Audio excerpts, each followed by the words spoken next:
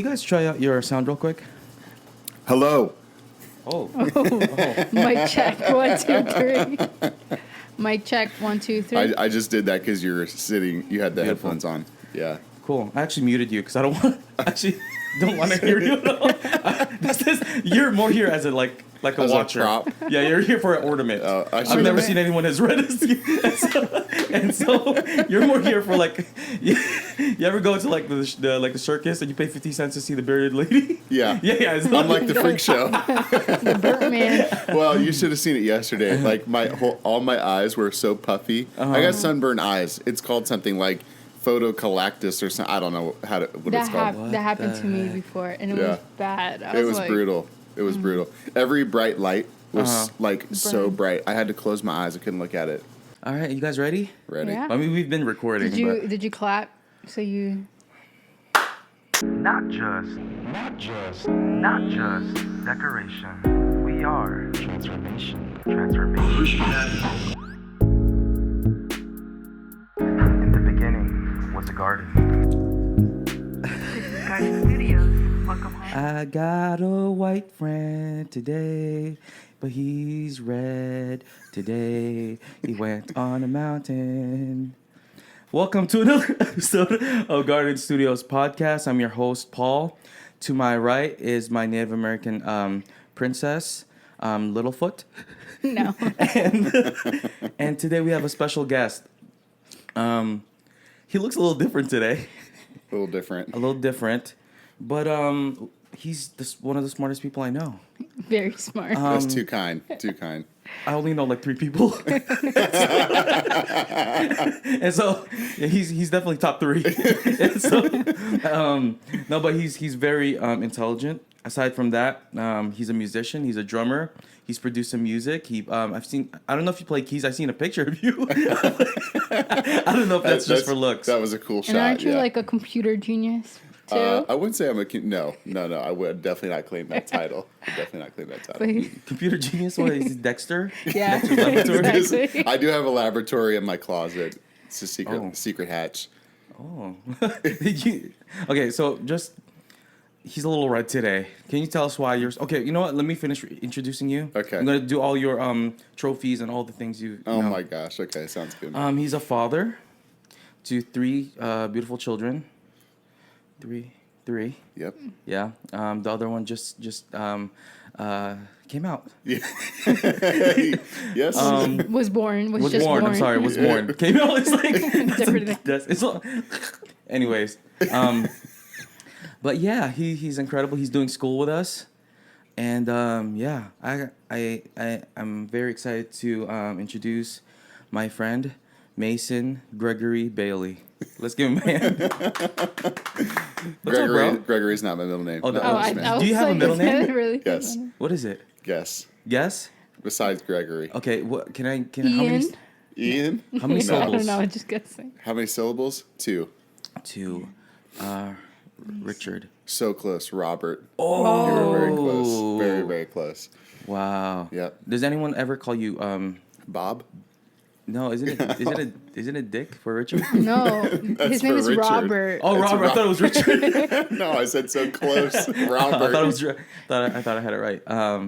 So people call you Bob. I wouldn't mind it. Can I call you Bob from You now can on? call me Uncle Bob. Uncle Bob. How about Yeah. Captain Bob? Captain Bob, I'm good with that. Yeah. Only if you get me a sailor Jerry hat.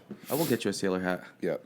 If I have a sailor hat on, you can call me Captain Bob. Captain Bob. I can see that. All right, Captain Bob. Well, so usually for our first segment, we do this thing called Word of the Day. Okay. And the reason why we do it first is because it's actually a game. And the moment we activate it, Okay. it's activated throughout the entire podcast. Okay. And so the point of the game is we put out a word that no one ever uses. Okay. It's usually pretty funny. The first time we had fartlick. Did you know that word existed? No, I So did it sounds not. like you seem like the type of guy that would do fartlicks. So fartlick is a type of run where the elevation changes and you change your It's like pace. different terrains. Yeah, Yeah. you go quicker, don't you? I'm sorry? It's like where you go slower to faster or Yeah. something like that. See, you already knew it. Yeah, I looked it up. You've Ash told me about it. You know what? So he's undercover. Okay, so he's okay. Okay, so now I do my research. That's part of That's this. why he's so So we smart. can't surprise him. That's why he's so smart. He has no blind spots. Yeah. What was the word last week? Last week was Snogglegoster. Wow. Snogglegoster. Snollygoster. Snollygoster. I don't know what that means. That means I didn't have It's like a insider information. politician. a very Most of the time, unprincipled person, yeah. like a Shrewd. politician. Yeah. Paul And called so- me up Snollygoster last podcast. I see. It got pretty intense. That sounds like We had a kinda rude. fight. Basically, we Yeah. had a fight. Yep. But today, our word of the day, drum roll, is hoe cake. Okay. Now Oh. this is actually very close to my heart. This word, because this was what they called me in high school. This was my nickname in high school. Okay. It's hoe cake. Yeah, hey, hoe cake. Hey, you know what I mean? So hoe cake. What's it mean? Hit me with the meaning. I actually just made it up right now. I heard that when I was watching, was it Master Chef or something? Hoe cake. Yeah. They used hoe cake. We gotta watch that episode. It's an actual food, no? It is a food. It's so hoe cake is a southern traditional. No, hoe cakes are a traditional southern fare. These tasty treats are fried cornmeal cakes that can be enjoyed for breakfast or as a side. So it looks like a pancake. That's what it looks like. How are we going to use hoe cake in a podcast got it. today? That's what it looks like. Wow. So it looks delicious. I've That's never a hoe heard cake. of that. And I'm So the reason why they call the it fake South, so I should know what that is. yeah, you're from the South, Sorta. sorta. It's like the Michigan, middle. right? Virginia. Virginia. But it's like the fake Maine, South. It's Vermont, like right right? before you cross. So you're almost a hoe cake, but you didn't quite make it. I didn't quite make the- I didn't quite make the. Yeah, there's a running joke. There's like the Mason-Dixon line. It's this whole thing. I'm serious. Heard There's about so it. many jokes that could be done with what you just said, but we're a Christian podcast, that so should've- we'll move along. That should have been the word of the day. Mason Dixon line. Yeah. Oh, that's More a like a beautiful phrase. thing. More like a phrase, but So whoever says it first wins word of the day. and it has to fit in context. It Yeah. has to be very natural. It has to be organic. If Yeah. it's not organic, if I just say I want to eat a hoe cake, then the other people can veto you. Yeah. Okay. If you get 2 vetoes, you don't make it. And what's the consolation prize? Consolation prize. Yeah. You get a hoe cake. What do you think? We've got some in the oven right now. They're A hoe cooking. cake. You got Paula Dean back there making. What was some that? Paula Dean's back there making. Yeah, some they're hoe making cakes. some right now, fresh. Okay. So, yeah, I'm very happy that you're here, bro. Because to be here. this subject we're about to talk about, I have thoughts about it, but it's not. I don't know if I can articulate it well. And you're the most articulative person that I know. Sure. You're a pure American, right? You're American, right? I am American. You're American, like legally. Yes. Okay, cool. You see, I had to jump through some hoops. Okay. Coming here in the States, It's not true, guys, just in case people are... I had to jump through some hoops. Okay. So English isn't my primary language. So sometimes I mix words. You know, sometimes I hear Asian sound coming out of nowhere as I'm speaking English, and it's because my nature versus nurture. Nature always wins. Okay. I'm a rice boy. That's also very controversial. Controversial. What's- Nature versus nurture. Yeah, but I'm right about this. Yeah, Nature well, always that's a wins. whole podcast by Yeah. itself. So, anyways, today is actually we're going to be talking about secular versus sacred. Ooh. Okay. Yeah, this is actually a viewer question from last week that we didn't get to, and it's good that we didn't get to it because there's a lot to talk about this It's a lot to unpack. about secular versus sacred. I mean, so this person that was asking it, man, I wish I wrote down her name, but she's from Germany. She's a painter. She was talking about how she's having a hard time distinguishing secular from sacred. And so she wanted to know if I'm a painter or if let's just use it from a more general perspective. So If your I'm, whatever your craft yeah, if I'm a is. creative, how can I distinguish what's secular from what's sacred? You know what I mean? Give me an example. Yeah, I mean, my viewpoint from this is that from what I've thought of is mostly from like a songwriter perspective. I've had friends who don't feel called to be in the church. Sure. As far as musically, they don't feel called to write worship music. They feel called to write pop songs or songs, whatever. They just don't feel called for what's that called? something Ministry. worship starts with a C. Ca- I know what the word is. It starts with a C? It's like when you Lingong come Langao. together. It's worship as a church. It's a No. Collaborative? No. co- I know Anyway, what see you're that- Congregation? No? Community? Oh, you're so close. I can feel It it. starts with a C? Come It's on, close to American. congregational, but Congregational worship. Okay, that's Sure, you Yeah. can say that. Yeah, they That's don't. it. Yeah, that's yeah. close enough. Yeah. yeah. And so their challenge is that okay? Is it okay that I want to write pop songs? I want to write love songs. I don't Yeah. want to. They love Jesus. Yeah. But they have zero interest in writing worship songs. Yeah. And can you mix the both? Can you both dabble in both? And is that okay? So there's a lot to tackle here. Mm-hmm. So why don't we start off with defining what secular is? Yeah. Does that help, guys? Yeah, Yeah. do it. Go for it. Okay. So secular.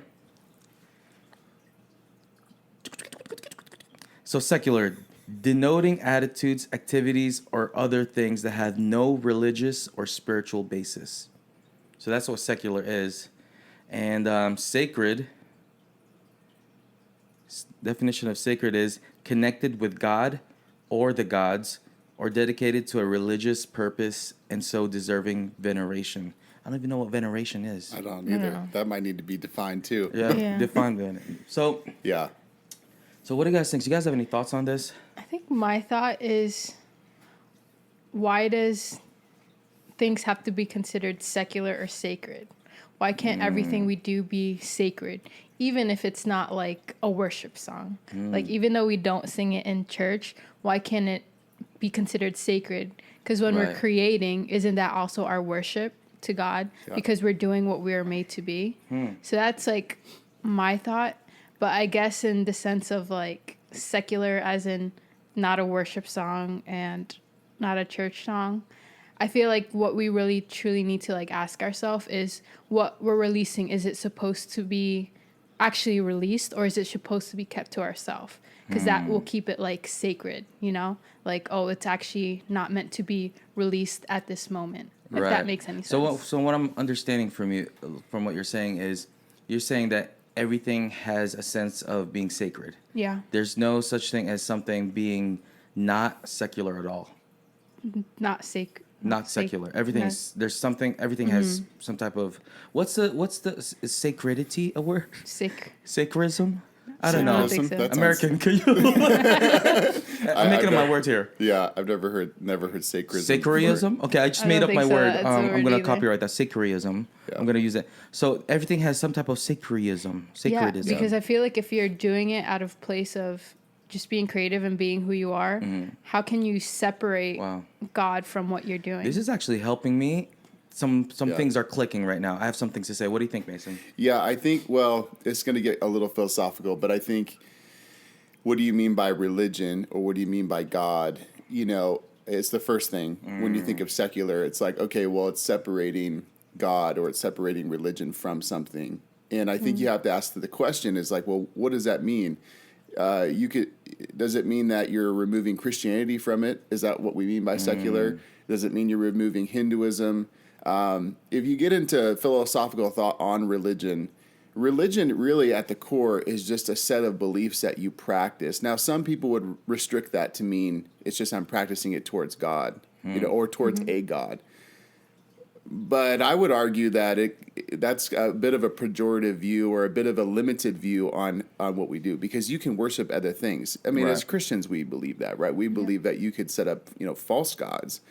So I think the whole idea of secularism in general can be a god unto itself in a way, because it could be something that we're constructing to essentially worship, because it's without God. Right? Right. I've created a system of practice and belief that doesn't worship God. Well, in effect, I'm kind of exalting an idea as God itself, in a way. Okay, so that's a Right. bit philosophical. But I do think, and we don't have to get into this now, we don't have enough time, but it does pull on the heartstrings of, can you separate yourself and your purpose from what you do? And I would argue that you can't. And it's a big thought, especially in the political realm right now, right? With, this whole idea of separation, even of church and state, and it gets a bit convoluted. It's like, well, can you actually separate your decision-making faculties or what it is that drives you from what it is you're doing? And I would argue that you can't. And I think for me, this whole idea of secular versus sacred, kind of to what Mattel is saying, is when you find out what it is in the core of your being and the why of what of what's behind what it is you're doing, right? So what is it that's driving you? What's the internal thought or process that you feel like is God-given, and have you digested that as a creative or as a leader or whatever? And how are you applying that to what you're doing? Because I would argue, you can go throughout history and see that a lot of people who have honed in on their why, regardless of what it is they're doing, I would argue that it's all back to God. Wow. I don't think that I personally don't think you can separate that. I think that there can be unhealthy expressions of it for sure, but and that's for people to work out in their ethical practice. But I think when you think about who it is I am and what it is I bring to the table, asking someone to say, well, you have to leave part of yourself behind, I don't think that's possible, especially as a creative, because I think when you start creating without purpose, you end up with some weird stuff. Right. So what you're saying is everything we do is connected to God in one point or another. 100%. Yeah. And that's not an original thought. That's a thought that C.S. Lewis really drove home. I think it was in it's a really popular book he wrote. I can't remember it at the moment, but wow, it's like his most popular book. It's like his whole Christian tenets book. Narnia? No. Yeah, but close. Is that close? Yeah, it's okay. so same close. author, right? Yeah, same author. Same author, similar year probably.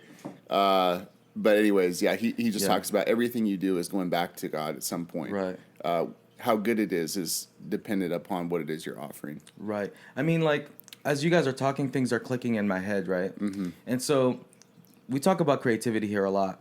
And my view on creativity has changed a lot since since whenever. But I used to think creativity was like painting or like singing. Yeah. But now I'm beginning to think that creativity is just thinking like God. Mm-hmm. Yeah. Because we serve a creator.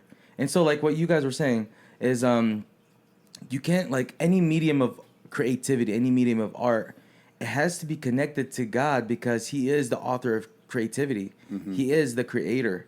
So whether it be I guess we're talking about two different spectrums here, right? The ends of the spectrum. Let's say secular versus sacred. What about there's a whole in between, you know what I mean? Mm-hmm. Does that exist, or is there a spectrum at all? Because I'm thinking about, let's say, gangster rappers who talk about booty, you know what I mean? Where's but one more time. Booty. Okay. Yada yada. But their creativity, whether you consider it's subjective, if it's creativity or not, I think it is. But there's still a piece of God in there somewhere in the booty. Where? There's three booties. So because God created the booty. He created the booty. So, yeah. I think I think it depends on who you talk to. I think there's some that would say, hey, their talent is God given, they're created in the image of God. And to be honest with you, I'm not sure how I would unpack that if you want me to be honest. I think it could go both ways, but the talent is there, the creativity is there. I think it's just that's what I go back to. It's being offered in a way that maybe is without purpose or its value is a bit skewed, right? If you think about it, you can be very creative, but in an unhealthy way, right? Think about hackers. We don't necessarily think about hackers as being creative, but they are. They are. But their purpose is grounded in something that is unethical, right? Their purpose is grounded in, this is mine, I'm going to take it. Right. Whereas there's ethical hackers that protect companies, for example, right? So they're being creative in their own right. One has a healthy purpose and one doesn't. Right. You see what I'm saying? Yeah. Same skill, though. Yeah. Same skill. So I think that you can still have creative people, again, if your purpose is grounded in something that is, again, unethical or harmful or immoral, you're going to end up with something that you could argue maybe is secular versus sacred, right? So I think it could be the purpose that's driving that. So what I'm hearing is it's not what you're creating. It's why you're creating it. 100%. It's your why. Because I mean, like, there's love songs that are written, and they don't talk about Jesus. Sure. But like it's super wholesome. I can't think of one right now. Yeah. Let's say Yada yada yada. Is that the song? Marvin Gaye. Let's get on. No, that's about it. That's a good one. You could listen to T.D. Jakes' Love album. Does he have one? Yes, he honestly, does. I love his voice. Yeah. He has such a rich, deep voice. It's there's a disclosure on this one. It's a little different. It came out like I think 20 years ago or something. Like a long time ago, he came out with this album I don't think I've So heard T.D. it. Jakes with hair. Was, No, I think he was still bald. Oh, sorry. But yeah, it's to promote healthy, intimate relationships with married couples. So it's a little. And hey, that's sacred. It's Yeah. like So- it's like Song of Songs, right? Song of Solomon. Yeah. Yeah. Song of Solomon. You should yeah. listen to it. Really? Is it like talking about that? Like it's like Songs of Solomon, where it like talks about putting grapes in someone's mouth and like the curvature of someone's like that. But kind of, but more modern. I would say it's not as like not as Anyways, Interesting. Yeah, we'll have to we'll have to listen to that. yeah. For your listeners, listen at your own demise. Yeah, But don't No. listen with children. Is that I think that's very fair. okay? Cool. So yeah, don't listen to any children below age of 4. I would say 18. 18. Yeah. So yeah, I mean, I feel like there's art that doesn't talk about God, but release the Spirit. Do you know what I mean? Mm-hmm. That Yeah. release His presence. There's a band that I don't know. Do you guys know Dan McCullum? Yes. Yeah, So Dano. yeah, People Dano. call him Dano, Yeah, so he Yeah. was. I could be wrong. Correct me if I'm wrong, but he was like a freaking rock star back in the day. He was on MTV and whatnot. He was a heavy metal Wow. band. I didn't know that. Yeah, and just interesting story. They used to have like these 50-foot speakers, and their fans would climb inside of it, and they would go deaf because of how loud it was. Wow. And now that he became Christian and he led worship one time, and there's students came to the front row. I guess it was like some type of trip or something, and they all went to the front. They were wearing uniforms, and they were all crying in the middle of worship. And so he goes down and asks them, "Why are you guys all crying?" He goes, "Oh, because we're from a deaf school. These children are all deaf. But when they started listening to worship, they heard music for the first time." Wow. And so it's crazy how his music, his secular music, took away hearing, and Sure. his sacred music gave hearing. Yeah. So which is crazy.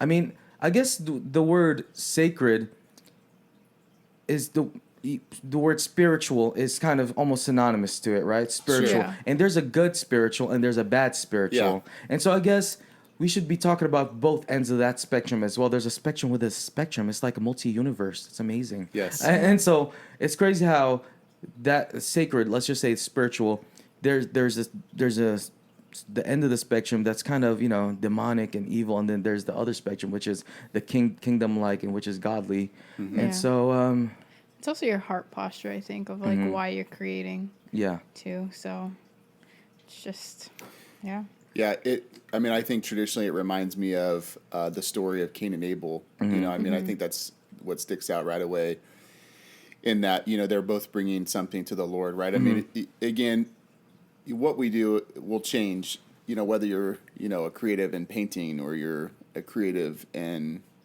business, right? Like what you do will change throughout life, but why you do it matters. And that story, I think, articulates that very well. Right. In that there's an offering that's brought to the Lord. Right. And you can make the case that all of those things are good things. You can be Yeah. like, well, he gave him what he had, Right. but it wasn't necessarily a godly thing. You know, you can make the same argument in the Garden of Eden when Adam and Eve ate of the fruit of the tree of knowledge of good and evil.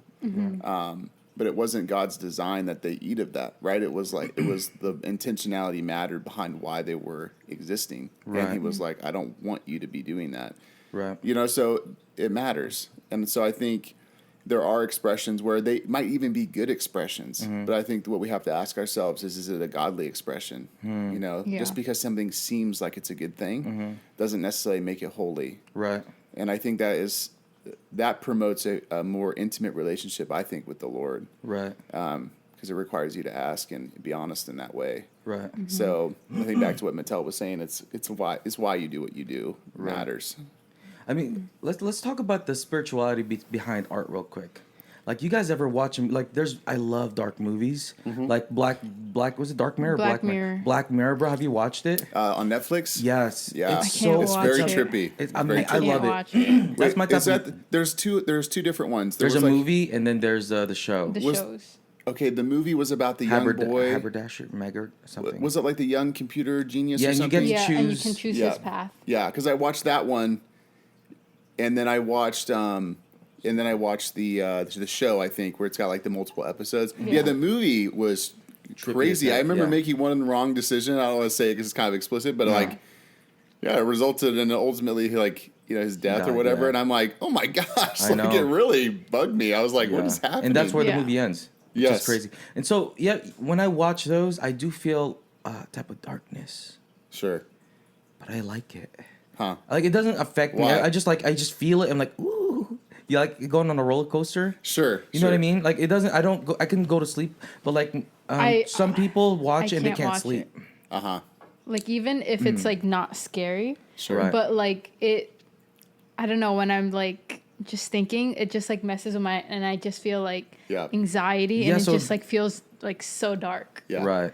Yeah. And so we're talking about sacred / spiritual right now. Sure. Of art. And so it's amazing how that medium of art, movies, can bring darkness and it stays with you. Yeah. Yeah. And the other end of that spectrum, I don't know if you've heard this, but in our city hall there's a painting. Uh-huh. I've never seen it. I don't know what it looks like. Maybe it's a landscape. I don't know. Who knows? But Bill was talking about it, how people would walk up to it, don't know who painted it, and they would go into an encounter with God. So for those who are watching and are Gentiles or Philistines, basically an encounter with God is a moment where you feel like you're experiencing God. Yeah. Is that a good way to say it? Yeah. That's fair. That's Yeah. Yeah. basically what it is. And so these people will walk up to it, not know who painted it, and go have these quote unquote encounters with God. And what they don't know is the person that painted it is a Christian woman. Might be a man. I don't know. I think it was a woman. And she like worships as she's painting this. So there's a spiritual release through the component. art, which is amazing. So that's what the sacred or the spiritual can do. There's even levels to what you can do with the sacred Yeah. or the spiritual. Yeah, so I'm starting to think that there's no secular. There's only different levels of Yeah. sacred or spiritual. I feel like when you're with God, you can't separate yourself from Him. So it's like impossible to do something apart from Him. So that's my take on it. Yeah. I mean, I think it goes back even just to hit on what you were talking about with dark art, right? Because the dark arts. The dark arts. What is this, Harry Potter? I love Harry Potter. So sound It's like a best warlock. show or best movie series, best books ever written. No, but it's actually really interesting because I read a lot of different things, and I love fictional reading. And there's two authors that come to mind: Flannery O'Connor and the Raven guy. What's his name? Edgar Allan Poe. Yeah. Thank you so much. And both of them are what's considered Gothic writers. Maybe Edgar Allan Poe's got a different vibe, but for the most part, they're Gothic writers. And Gothic art really is to use tragic or evil illustrations to make a broader point.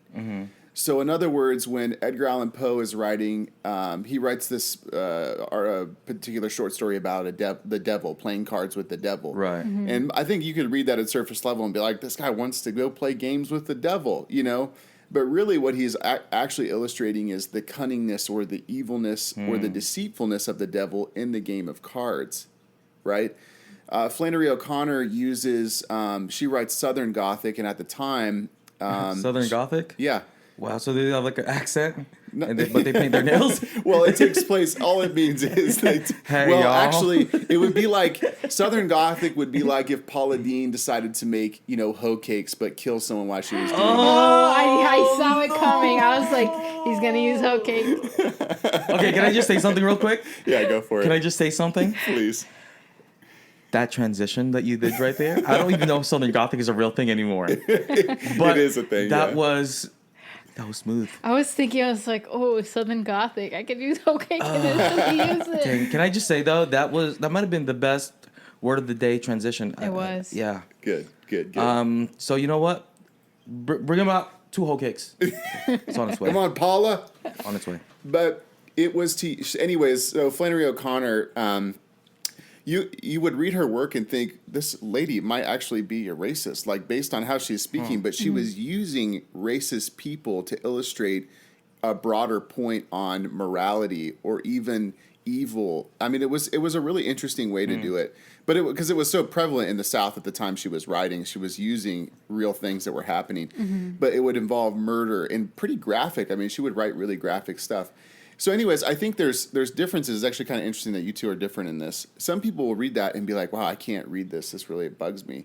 Where other people would read it and be like, wow, I actually see the broader underlying point on this and what it's trying to do. Yeah. So I think there are different intentions behind art, which comes back to why, and that matters. Because I personally love to read stuff like that because I think it's really interesting, people's take on evil and how they illustrate that. Stephen King is really famous for this. He writes horror novels. He wrote the movie or the book It, which is, if you're not familiar with it, it's about a clown, right? Yeah, it's a clown. But actually, clown. it's not a clown. It's actually an alien that comes from a different world. It's this whole long deal. I was going to watch it today. Well, it's not in the movie, so don't worry. This is all good. But are you really going to watch it? No, I was going to watch it. I hate the clowns. Well, that clown has a big head. Well, yeah, but see what the clown does is he takes on the form of what the kids in the novel are scared of the most. Oh. And can you want me to spoil the whole thing? Yes. Spoiler alert! If you've never watched it, and you're planning to, skip the next 5 minutes. Well, the book's been around for a long time, so at this point, if you don't know the end, it's right. You live under a rock. Maybe I live under a rock because I don't know it. So first of all, that's an attack. Okay, that was disrespectful, but because you're our guest, you're gonna allow it. You're gonna pardon me. Yeah, I'm gonna allow it. But actually, what's so interesting, it's super intense. But by the end of the novel, and it's a 2-part novel, by the end of the first part, the kids actually have to overcome their fears to beat this clown. And so he manifests himself in these really horrific things, but they have to actually overcome their fear in order to beat him and get him away. Wow. And they do. And so I look at that, even though most would watch that movie and be like, wow, this is disgusting and whatever. I'm like, no, actually, that's kind of powerful because to some, their fears are that big. And to some, that's actually really scary. So I'm not necessarily saying, Stephen King's making a, Christian novel or whatever, but I don't know his, religious beliefs. But I do think it's interesting. If you start looking below the surface, I do think that you can find some interesting principles. And to say that Christians cannot learn from people who are non-Christian, I think is incorrect. I think you can, especially in art. I think so too. Yeah. I'm gonna escalate this quickly. Go for it. What can we learn from Hitler? Ooh. Are you being serious or? Okay, can I just say something? Yeah. I was joking there. That was a sharp turn, wasn't it, guys? Sure. I apologize for our young viewers there. Yeah. But low key, he inspired people. Yeah. Can I just say that? He was Great orator.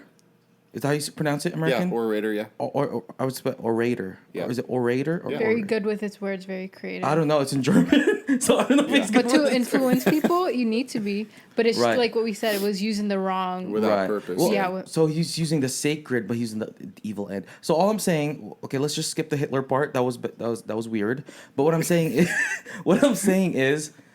Like, there's... Like, his creativity is his speaking... And it has the spiritual aspects of it, but he's just in the deep end of and it's like in the wrong. It's end. used for the wrong reasons. Right. So who would be the good version of that? Churchill, I think his like arch nemesis really at the time. Churchill's crazy. Now I know you love Churchill. Yeah, he is crazy. I mean, I would say just like a more pure version. Strictly from like a worldview on this. But I think it is interesting. I actually went on this whole pursuit to read about dictators, honestly, because it really did interest me. Not just to know the history, because I love history, but why and how. I'm like, how do these people get there? Right. And to keep it like, kind of in line of what we're talking about, to go back to it, is it takes an incredible amount of obviously evil. Like, let's just put that out there before we talk about this further. And manipulation and a really, disgusting behavior.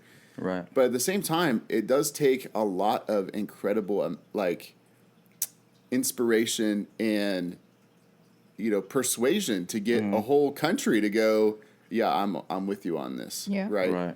And the right people to go, yeah, you're in power and we're okay.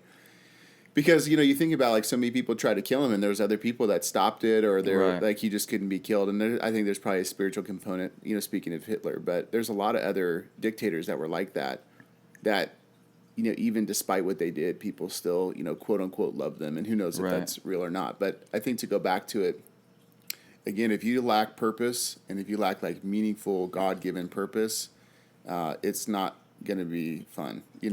I know that's not very academic, but I think it's like you could look at very great leaders that did have, like, a very wholesome purpose and why behind what they were doing, and you can see that today. And you can see illustrations where people don't, and that matters, right? Why matters.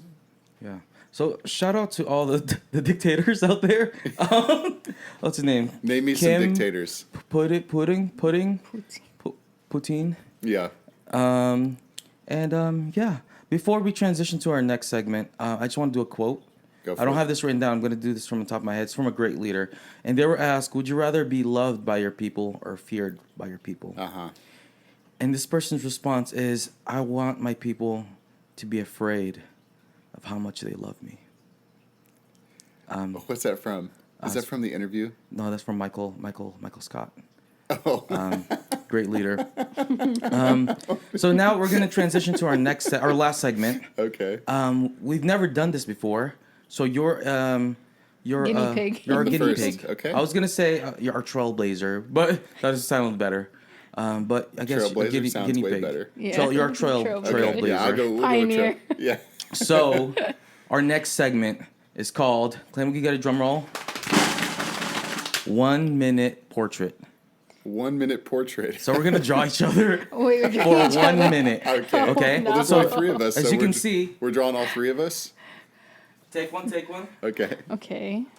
I gotta draw three people, or No, two no. people. Excuse me, two people. I'm very smart. I'm educated and academic. In 1 minute. I'm gonna put a timer. Hold on. Where's my timer? This better be good. It's gonna be great. Wait, we have to draw both. We have two papers. Yeah. So we're doing 2 minutes. So it's really 2 minute portraits. Or we only have 30 seconds. No, we're for only each. drawing one of each other. One. Okay, So so why do I have how 3 about this, pages? Mason? I want you to draw me like. Why do I have 3 pages? Draw me like your. 2 pages. Just in case. Okay, there's the ink. It's gonna be a bigger one, and you want to like Mod Podge it together. Okay. It's up to you. Okay. So you draw me. Okay. Babe, I'll draw you. You draw Mason. You want some red marker? Yeah, you might need a red Sharpie. Oh, we need like a instead. few. We might. Okay, so Deep I apologize in advance. fire here's engine what we're red. gonna do, guys. I'm gonna Okay. set the timer. We're gonna draw each other for 1 minute, and we're gonna present our art. Now, if you're a listener from not from Spotify and can't see the video, log on to our YouTube account, and so you can see our beautiful artwork, and also click subscribe. That helps a lot. So yeah, we're gonna present it, and then we're gonna do a poll. Via Spotify or YouTube, or whatever. People are gonna comment down which one the best one is, and whichever the best one is, I'm gonna get it framed. It's gonna be put on our wall. Is that fair? That's very fair. I'm not very good hold on at a sec. drawing, Are you good? Is so- this like an employee of the month thing? So like every time you do these, it's like It's gonna hang up there until the next one. Until the Okay. next time we do Yeah, this. yeah. So it's Okay. like an employee of the It's month. gonna be there for a while. The best artist of the month. Best artist of between the three of us. Yeah. Of the month. All right, are you guys ready? I'm ready. Yeah. So, I'm ready. I'm armed and dangerous. all right, ready, set, go. Okay, hold on. What? I heard a big circle. I'm offended already. I gotta turn it around. Hold on. Yeah, this is good. Mine is more of an abstract piece. I just wanted to say that. Okay, we got 40 seconds left. Oh my God.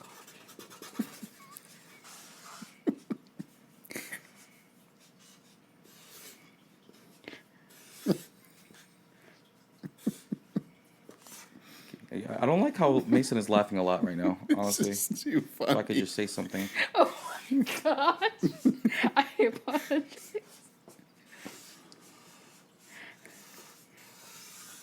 We got 15 seconds.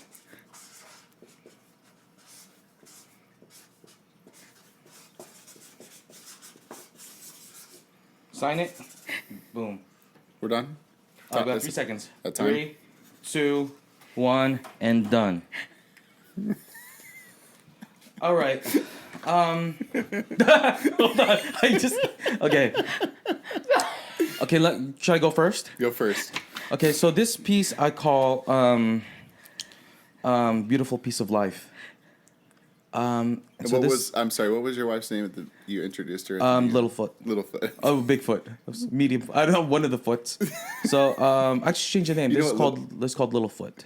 Littlefoot's from, Yeah. isn't that from that dinosaur movie? Let me see. So this is very abstract Why piece. does that look like a super, Wow, that's actually like not a bad. Japanese? Hold on. So that's not a bad piece of work. I know, it's I It mean, looks like it's those pretty- Japanese words. okay. First of all, I don't like how you're critiquing it right now. And I don't like how you're surprised that it's not bad. Because Well, I mean, you're doing it with a Sharpie. I'm an artiste. I know you are. And that's so like, actually, that looks like Mulan. okay, don't call. That's the second attack. One more, and I'm shutting it down. Tell me it does not. One more time, bro. Don't. That's my wife. Okay. First of all, okay, I'm gonna pretend like I didn't hear that because that's another attack. All right. So yeah, this is more of an abstract piece. It's almost as if you glance at her. You ever look at someone, you go like that? That's what I see. Hold on, let me try. Try it. Doesn't it look exactly like that? Dude, it's very good. Yeah, thank you. So that's my piece. I think you're going to win this. All Yeah, you're gonna win. Okay, right, go ahead, Mattel, babe. let's see. Come on. okay, show the camera. Oh. Okay, okay. I went to the DMV and there was a wanted poster. It was that I it? promise you, it looked exactly like that, except the name was Ernesto. Well, I on it. was late on my registration, so I did just pay it. It's pretty good. The hair is good. This part I didn't have enough time. Okay. The stubble, like stubble. the Okay. stubbling. I just want to, because I'm It's your like husband, Justin I'm going to Bieber. support you and say that's pretty good. I think I threw up a little bit. Okay. All right. Anyways, all right, Mason, show us your You ready? beautiful portrait.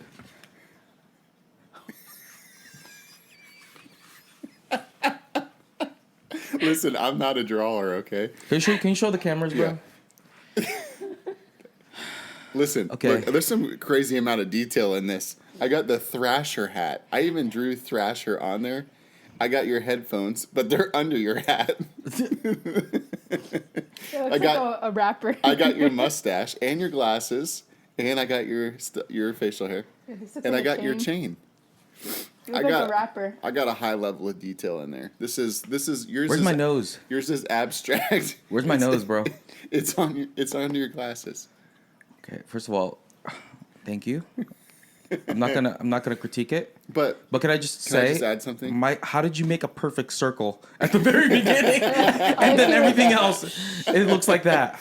I feel like you did it on purpose because that's a perfect circle, bro. is it? It's a freaking perfect circle. That was just the pressure that got to me. The clock started, and I was like, shh. But It looks like a munchkin, bro. But thank you. you're welcome. So please vote for me. Okay, so hold it up, guys. Hold it up. So, guys, comment below what you guys think. We're gonna create a poll as well. Also, we'll put it on IG. Follow us on Instagram. So, yeah, guys. Man, that portrait of me. With that being said, thank you for tuning in to another episode of Garden Studios podcast. Mason, thanks for coming through. We love Thank you. you. If you'd like to donate some ointment for Mason, click the link below. Cash App right here for Mason. There you go. But yeah, guys, toodles. Not just decoration. We are transformation. Just the detail of that. In the beginning was a garden. That's Guys, studios, welcome home.